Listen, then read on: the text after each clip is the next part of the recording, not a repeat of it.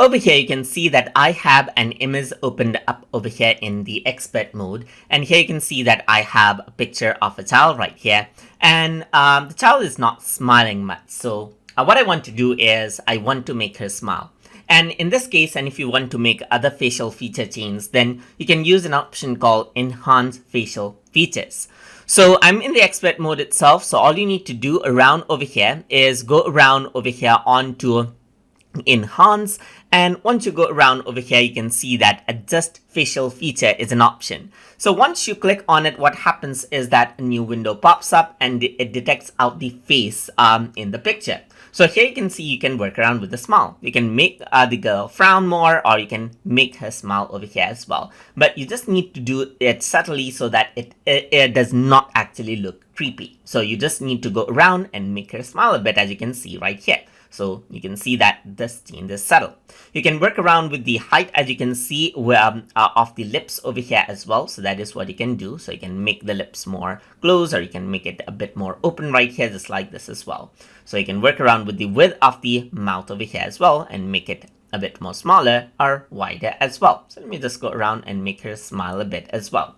So you can work around with the upper lip over here, just like it, to make it more full, and you can work around with the lower lip as well. Similarly, you can work around with the eyes, the height of the eyes, as you can see right here. You can make her pupils more big. You can work around with the width of the eyes right here, the size of the eyes right here. Of course, not too much, because it starts to look very unnatural right here. So you just need to work around right here. You can also tilt out the eyes if it is not balanced out, but I'm just going to double click and leave it at the default.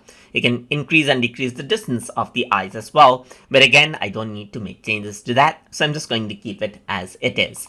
So once that's the eyes, you can go around onto the nose and work around with the height of the nose right here. So you can go around, make it smaller or much more nearer, and you can work around with the width of the nose as well to make it smaller or larger. You can go around onto the face shape right here and make her wider right here, or more skinnier, as you can see, just like this. So you can just go around, make her wider or a bit skinnier right here. So let me just go around right here.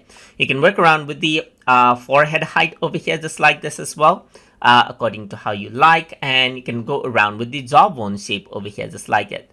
So I'm just going to make her a bit more bubbly and increase that out. You can work around with the chin height over here as well, increase out the chin or decrease out the chin right here. Similarly, you can work around with the face tilt, and you can see that you can go around and tilt her face a bit right here, just like this, and edit it out according to how you like. You can go around and even tilt, make her look left or right, as you can see, just like this, a bit more left or right, but too much and it starts looking very, very unnatural. So you can just go around and adjust this out over here, just like this as well, and work around with the up and down over here, just like this as well. So you can make it more down and more up right here, as you can see, and everything gets adjusted. So you can go around and see the before and after right here, as you can see.